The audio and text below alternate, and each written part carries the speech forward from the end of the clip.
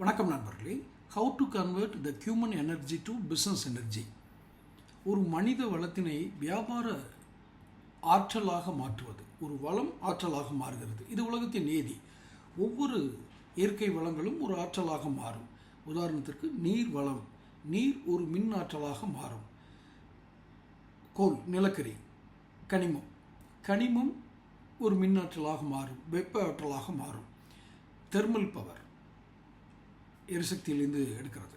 So ஒவ்வொரு வளமும் ஒரு ஆற்றலாக மாறக்கூடியது இயற்கையின் வளம். அதுபோல்தான் மனித வளம், மனிதனுடைய சக்தி ஒரு வியாபார சக்தியாக மாறுவது. பல்வேறு நிலைப்பாடுகள் வரும். ஒரு மனிதனுக்கு பல்வேறு உயரங்கள் உண்டு, பல்வேறு பரிணாமங்கள் உண்டு, பல்வேறு நிலைப்பாடுகள் உண்டு. அதில் வியாபார சக்தியாக மாறுறது இது ரொம்ப மிக நுணுக்கமாக, ரொம்ப நீண்ட பதிவாக இதை பதிவிடணும். பட் அப்படி பதிவிட்டால் இது உங்களுக்கு போர் அடிக்கிறதுனால ஒரு ஷார்ட்டாக சொல்கிறேன். ஒரு மனிதன் பணம் சம்பாதிக்கணுங்கிற சமூகத்தில் தான் நம்ம வாழ்ந்துகிட்டு இருக்கோம். பணம் சம்பாதிப்பதற்கான வழிகளில் ஒன்று வியாபாரம், அல்லது நாம் வேலைக்கு செல்வது, ஊழியம், வேலை பார்க்குறது. இப்போ வியாபாரத்துக்கு வரணும் அப்படின்னா ஒரு பெரிய ஆற்றல் வேணும். அது என்ன வியாபாரத்துக்கு என்ன பெரிய ஆற்றல் வேணும்? ஆனால் பணம் இருந்தால் மட்டும் போதுமா? பத்தாது. நீங்கள் பணத்தை மட்டும் வச்சுக்கிட்டு வியாபாரம் பண்ணிட முடியாது. வேறு சில இயற்கையாக உங்களிடம் உள்ள மனித ஆற்றல் வியாபார சக்தியாக மாறணும். இது எப்போ மாறும்? எம்பிஏ படிச்சுட்டா மாறிடுமா? பிபிஏ முடிச்சுட்டா மாறிடுமா? இல்லை டிப்ளமோ இன் பிஸ்னஸ் கோர்சஸ் ஏதாவது முடிச்சுட்டு வந்தால் மாறிடுமா? அப்படின்னா அதெல்லாம் உங்களுக்கு அறிவை கொடுக்கும், ஞானத்தை கொடுக்குமாங்கிறது வேறு. ஆற்றலை கொடுக்குமா என்பது வேறு. காரணம், நீங்கள் அந்த அறிவை பயன்படுத்தி ஏற்படக்கூடிய அனுபவங்களிலிருந்து தான் உங்களுக்கு ஆற்றல் வரும்.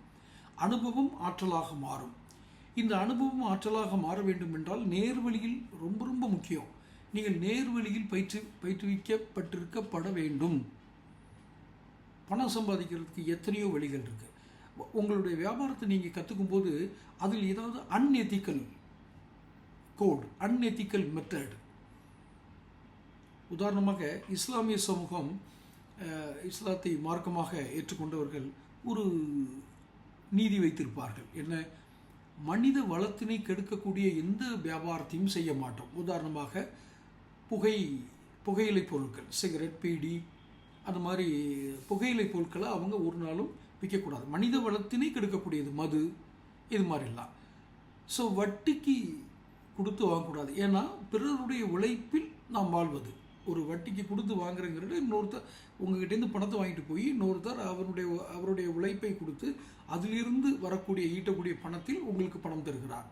ஸோ இன்னொருத்தருடைய பொழைப்பில் நாம் பணம் ஈட்டுவது என்பது இந்த வட்டி தொழில். குறிப்பாக இந்த வட்டி தொழில் என்பது நாம் ஏற்புடையதில்லைன்னு சொல்கிறாங்க.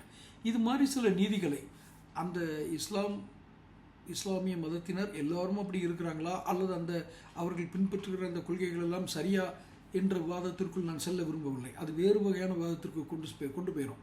நான் உதாரணத்திற்கு ஒரு குறிப்பிட்ட மதத்தை சார்ந்தவர்கள் எப்படி இயங்குகிறார்கள் வியாபாரத்தில் அப்படிங்கிறதுக்கு சொன்னேன். ஸோ இதை வச்சு நீங்கள் அப்படி ஒரு நீதியை கடைபிடிக்கலாம். இது மனித ஆற்றல் வியாபார சக்தியாக மாறுவதற்குரிய நல்ல பயிற்சிகளில் இது ஒன்று. இன்னொன்று ஜெயின் சமூகம். ஏற்கனவே ஜெயின் சமூகத்தை the great art of zero credit அப்படிங்கிற இதில் என்னுடைய வீடியோவில் சொல்லியிருக்கேன். நீங்கள் சப்ஸ்கிரைப் பண்ணியிருந்தீங்கன்னா அந்த வீடியோ உங்களுக்கு வந்திருக்கும். பண்ணிக்கோங்க. இது வரைக்கும் சப்ஸ்கிரைப் பண்ணாதவங்க பண்ணிக்கோங்க. இந்த ஜெயின் சமூகம் உயிரை கொல்லக்கூடிய, எந்த ஒரு உயிரையும் கொல்லக்கூடிய பொருட்களை விற்க மாட்டாங்க. உதாரணத்திற்கு நான் மார்க்கெட்டிங்கில் ஜாயின் பண்ணும்போது இந்த ஆட்டோமொபைல் ஆயில் அண்ட் கிரீஸ் உங்களுக்கு தெரியும். அந்த மசகுன்னு தமிழில் சொல்கிறது. கிரீஸ் பயன்படும் இடம் உங்களுக்கு தெரியும். உராய்வை தடுக்கும், அந்த உராய்வின் மூலமாக ஏற்படக்கூடிய வெப்பத்தை தணிக்கும், தேய்மானங்களை குறைக்கும். இது மாதிரி உள்ளது தான் இந்த கிரீஸில் இந்த வளவளப்பு தன்மைன்னு சொல்கிறாங்க இல்லையா. அந்த கிரீஸை கையில் அப்படி தேய்ச்சி பார்த்தீங்கன்னா உங்களுக்கு அது ஒரு மாதிரி வளவளப்பாக இருக்கும். அந்த வளவளப்பு தன்மைக்கு அனிமல் கொலஸ்ட்ரால் அப்படின்னு சொல்லக்கூடிய மிருக கொழுப்புகளை சேர்ப்பாங்க. சேர்த்தா தான் அந்த இது கிடைக்கும். இப்போ என்ன பண்ணுறாங்க, ஜெயின் சமூகம் உயிர் கொள்ளாமைங்கிற ஒரு வழிமுறை, ஒரு சித்தாந்தத்தை கடைபிடிக்கக்கூடியவங்க. இவங்க இந்த வளவளப்பு தன்மைக்காக சேர்க்கப்படுகிற அந்த கிரீஸை மிருக கொழுப்புகள் சேர்க்குறாங்க. ஏன்னா ஒரு மிருகத்தை கொன்று, ஒரு விலங்கை கொன்று தான் அந்த கொழுப்பு எடுக்க முடியும். அதனால் அவங்க ஏற்றுக்க மாட்டாங்க. அதுக்கு அதுதான் சரின்னு நான் சொல்ல வரல. யார் கிரீஸ் விற்கிறதுன்னு நீங்கள் ஒரு கேள்வி கேட்பீங்கள்ல. அதனால் அதுதான் சரி, இல்லை அதை அதுலேருந்து நம்ம டிவியேஷன் ஆகி விற்கலாம் அப்படிங்கிறதுக்குள்ளெல்லாம் நான் போகலை. அது ஒரு நீதி. ஸோ எங்கெல்லாம் மனித வளம் வியாபார ஆற்றலாக மாறுகிறது என்பதற்கான ஒரு உதாரணம் தான் இப்போ நான் சொன்னது. மனித வளம் வியாபாரமாக மாறும், வியாபார ஆற்றலாக மாறும், வியாபார ஆற்றலாக மாறும். இந்த வியாபார ஆற்றலில் தான் நீங்கள் மார்க்கெட்டிங், சேல்ஸு, அந்த மார்க்கெட்டிங் ஸ்கில், சேல்ஸ் ஸ்கில் என்று சொல்லக்கூடிய அந்த திறன்கள் எல்லாம் உங்களுக்கு வளர்ந்து வரும்.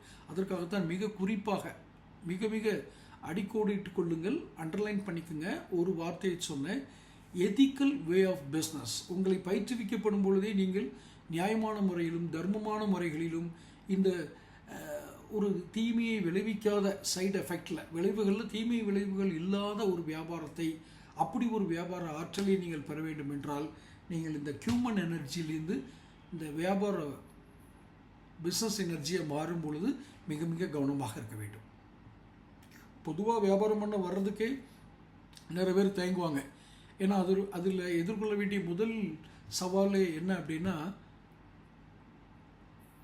அந்த ஹேண்ட்லிங் ஆஃப் பிஸ்னஸ், அதை எப்படி கையாள்வது அப்படிங்கிறதுல மிகப்பெரிய சவால் இருக்கும். நிறைய பேருக்கு அந்த சவால்களை ஏற்றுக்கிறதுல சிரமங்கள் இருக்கும். அது ஒன்றும் தப்பு இல்லை. அது ஒவ்வொருத்தருடைய ப்ராக்டிஸ், ஒவ்வொருத்தர் தங்களை எப்படி வளர்ப்பு, அவருடைய சமூக சூழல், அவர்கள் எவ்வாறு பழகுகிறார்கள், சமூகத்தை எப்படியெல்லாம் எதிர்கொண்டார்கள், எந்த சமூக பின்னணியிலிருந்து வந்தார்கள், எந்த இளமை காலத்தில் அவர்கள் எப்படி வளர்க்கப்பட்டார்கள் என்பதை பொறுத்து தான் ஒருவருக்கு மனித ஆற்றல் வியாபார ஆற்றலாக மாறும். இதில் ஒன்றும் சரி தவறு அப்படின்லாம் இல்லை. ஆனால் இந்த மனித வளம், இந்த மனித ஆற்றல் வியாபார ஆற்றலாக மாறுவதற்கு சரியான உத்திகள் வேண்டும். அதுக்கு தான் முதல்ல நியாயப்படின்னு சொன்னேன். இதுக்கப்புறம் என்னென்ன வழிகளில் எல்லாம் நாம் பயிற்றுவிக்கப்பட்டால் ஒரு மனித ஆற்றல் சிறப்பான வியாபார ஆற்றலாக மாறும், நாம் எப்படி அந்த சிறப்பான வியாபார ஆற்றலை பெறுவது? இதற்கு நிறைய படிம நிலைகள் இருக்கிறது, நிறைய லேயர்ஸ், இந்த ஸ்டேஜஸ் இருக்குது. முதலில் இந்த வியாபார ஆற்றல் வருவதற்கு நாம் ஒரு வேலைக்காரராக இருந்திருக்க வேண்டும். இது என்ன அநியாயமாக இருக்குது? அவர் ஓனர்னால் முதல்ல வேலைக்காரனாக இருந்திருக்கணுமா? ஆம். நீங்கள் பணியாளராக இருக்கும் பொழுது, ஒரு வேலை செய்பவராக இருக்கும் பொழுது உங்களுக்கு கிடைக்கக்கூடிய அனுபவங்கள் தான் உங்களை சிறந்த வியாபாரியாக மாற்றும். நீங்கள் வியாபார ஆற்றலை பெற முடியும். அந்த வியாபார ஆற்றல் தான் உங்களை நீண்ட காலம் வாழ்விக்கும், உய்விக்கும். அது மிக மிக முக்கியம். அப்போ நீங்கள் சிறந்த வேலைக்காரர்கள் மட்டுமே சிறந்த எஜமானர்களாக இருக்க முடியும் என்று ஒரு பழமொழி உண்டு. அதுதான் உங்கள் மூளை எப்படி பயிற்றுவிக்கப்படுகிறது, அன்றாட நிகழ்வுகளை எப்படி உள்வாங்குகிறது, அதை எப்படி ஆற்றலாக மாற்றுகிறது, அந்த ஆற்றல் எப்படி நமக்கு பயன்படுகிறது. பணம் சம்பாதிக்கணும் அவ்வளோதானே அப்படின்னு சொன்னால் அது அல்ல. வெறும் பணம் சம்பாதிப்பது வியாபாரம் அல்ல, லாபம் ஈட்டுவது மட்டும் வியாபாரம் அல்ல, மனித உறவுகளை வளர்ப்பதிலும் இருக்கிறது. அப்போது நான் ஏற்கனவே சொன்ன மாதிரி தான், ஒரே வீடியோவில் எல்லாத்தையும் சொல்ல முடியாதுங்கிறதுனால அடுத்தடுத்த வீடியோக்குள்ளே இந்த சிறந்த மனித ஆற்றல், மனித வளம் வியாபார ஆற்றலாக எப்படி மாறுகிறது என்பதை தொடர்ந்து வீடியோக்குள்ளே பேசுவோம். சேனல் சப்ஸ்கிரைப் பண்ணிக்கோங்க. உங்களுடைய ஆலோசனைகளை கமெண்ட் பாக்ஸில் பதிவிடுங்க. அடுத்தடுத்த வீடியோக்களை சந்திப்போம். நன்றி.